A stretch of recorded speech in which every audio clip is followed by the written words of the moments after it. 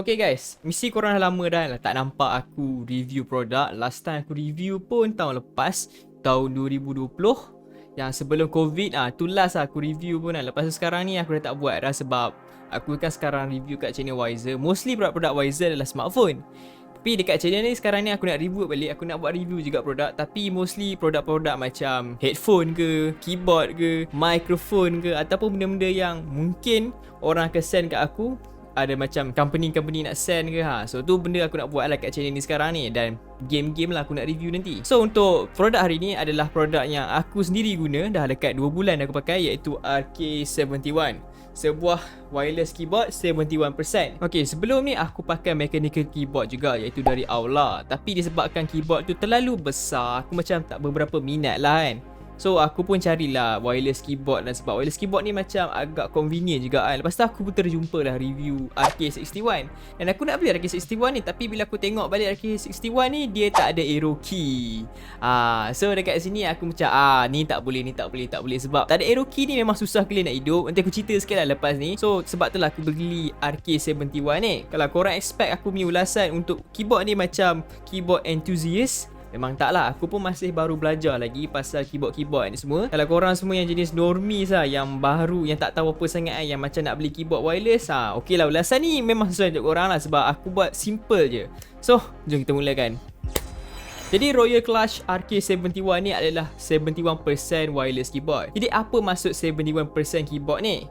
Nak senang katalah, kalau keyboard biasa dia ada 101 keys, maksud ada 101 kunci lah setiap ni. Setiap ni panggil kunci ni guys.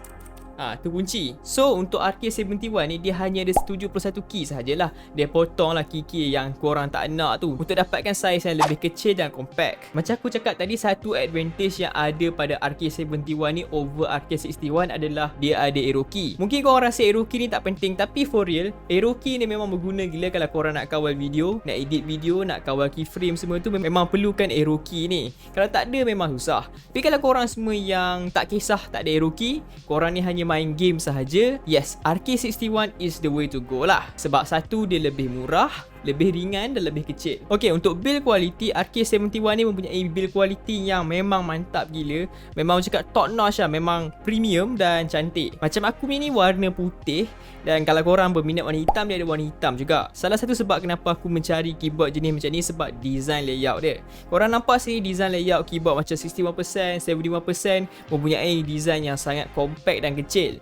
Dan korang letak atas meja pun tak nampak macam distraction yang besar sangat, sebab dia nampak simple je. Kat belakang keyboard ni korang akan perasan ada sebuah port USB-C di mana korang boleh guna wire lah untuk connect dengan keyboard ni. So dekat belakang ni pula dia ada switch untuk turn on Bluetooth. Kepada korang semua tak tahu macam turn on Bluetooth, aku akan ajar korang. Simple je. First kali pastikan korang switch on keyboard ni. Lepas tu tekan function dan korang boleh pilih huruf Q hingga T. Lepas tu cari nama keyboard ni dekat Bluetooth device korang, and done. That's it. Simple je kan. By the way, korang boleh connect keyboard ni sehingga 5 device. Bermaksud korang boleh letak Q sebagai korang punya main PC, lepas tu W sebagai korang punya smartphone ke ataupun laptop. So dekat sini kalau korang nak switch, korang tekan function, lepas tekanlah QW untuk tukar ke device yang berlainan. So memang sangat useful lah kat sini. Untuk keycaps keyboard ni, ia mempunyai anti-slip matte finish yang bagi aku sangat selesa bila korang nak type tu. Tapi keycaps ni ia adalah jenis ABS. Bermaksud kalau tangan korang kotor tersentuh keyboard ni ataupun berminyak, memang korang akan perasan lah dia punya kotoran dan minyak tu sendiri. Jadi kalau korang tak suka keycaps jenis ABS ni, korang boleh dapatkan PBT dekat online store, ataupun korang boleh beli custom made punya untuk keyboard ni. Jadi itu pilihan korang sendirilah.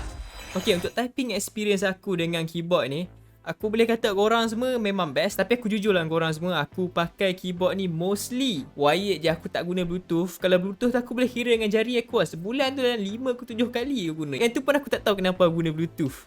Pelik kan. Dan aku sendiri adalah buat latency test dengan keyboard ni. Memang tak ada beza lah wired dengan Bluetooth ni. Memang korang takkan perasan punya lah. Tapi kalau korang nak main game FPS tu, aku suggest korang pakai wired lah, sebab tak nak latency langsung bila main tu kan. Tapi kalau korang casual gamer macam aku yang tak main FPS, pakai Bluetooth ni dah cukup okey dah. Disebabkan ni adalah mechanical keyboard. Kalau korang perasan lah, korang dengar bunyi ni, Of course dia ada switch yang tersendiri. Macam aku punya ni, aku punya adalah RK Blue Switch. Dan kalau korang berminat nak beli keyboard ni, dia ada 3 switch lah kalau korang mendapatkan. Satu RK Blue, lepas tu RK Red dan RK Brown. Macam aku punya RK71 ni, Blue Switch ni bunyi dia memang bising. Korang dengar sendiri.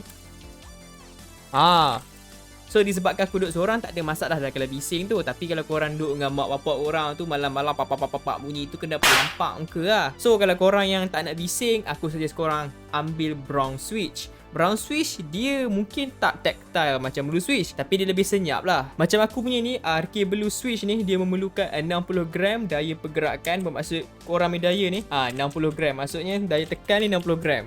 Berbanding dengan Cherry Blue MX, dia perlukan 50 gram sahaja. Di dekat sini, dia nak kata lebih satisfying tak jugalah. Tapi kalau korang tekan tu, typing tu memang sedap lah. Dia rasa bila kita type tu kan, kita tekan, dia rasa macam responsif gila lah disebabkan berat tu. Tapi satu benda lah dari segi design yang aku suka pasal keyboard ni adalah dia punya, nampak dia punya design condong ke bawah ni. So bila korang type tu, korang tak adalah rasa nak ke depan tangan dia sebab dia bentuk macam ni.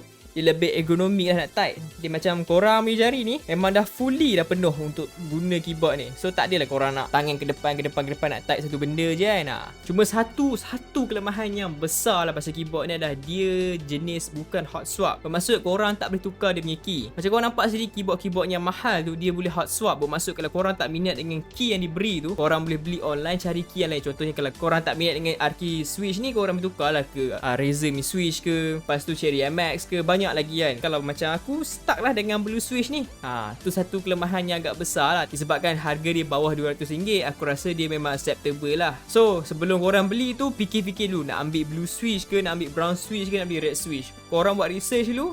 Kalau korang dah rasa Red Switch sesuai dengan korang beli. Kalau tak sesuai, fikir lagi sekali. Okay? Okay, part yang paling penting sekali mestilah dia punya RGB. Aku rasa memang korang dah perasan lah, aku punya keyboard ni adalah versi RGB, bukan yang backlight satu warna saja. Kalau korang tak minat RGB, korang boleh dapatkanlah versi yang non-RGB yang lebih murah sedikit. Korang boleh kawal dia punya RGB menggunakan shortcut key dekat keyboard ni. Tapi honestly aku tak korang tak payah gunalah. Karut pakai tu. Aku suggest korang guna software dia sebab software dia korang boleh customize dengan lebih banyak lagi. Kalau korang perasan dekat keyboard juga dia ada accent lighting dekat belah hujung ni. Kat sini korang boleh kawal lah warna apa korang nak buat dengan menggunakan kunci, function dan insert. Dekat sini korang pilih lah nak warna RGB ke, nak warna satu warna macam merah, biru ke. Tu korang punya pilihan sendiri lah. Tapi memang cool lah, memang cantik gila. Tambah kat dalam gelap tu, memang nampak mantap lah. Memang tak tahu nak explain, memang cantik gila lah. Tapi apa yang pelik pasal keyboard ni, kalau korang guna Bluetooth mode, tak ada wired kan, bila korang turn on software dia tak akan detect dia sebagai device. So kalau korang nak tukar RGB dia tu kan, korang kena cucuk wire tu, set up dekat dia punya software. Lepas tu kalau korang nak guna dia punya Bluetooth, cabut, turn on balik. Dia memang agak annoying kat situ. Tapi aku tak tahulah kenapa dia jadi macam ni kan. Dia kena pakai wired baru boleh guna.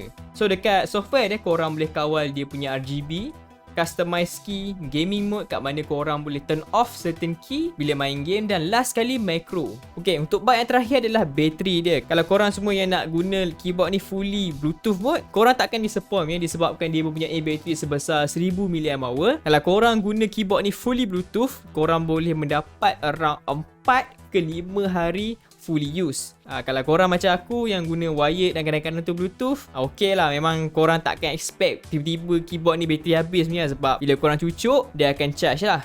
Satu features lah yang menarik bila korang charge, kalau korang nampak kat spacebar ni, bila korang cucuk dengan USB-C dia akan menyala merah.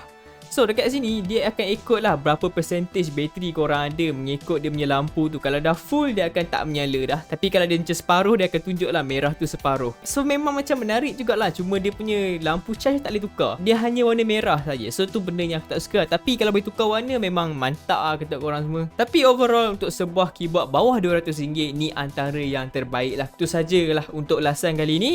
Kita jumpa next product. Assalamualaikum. Bye.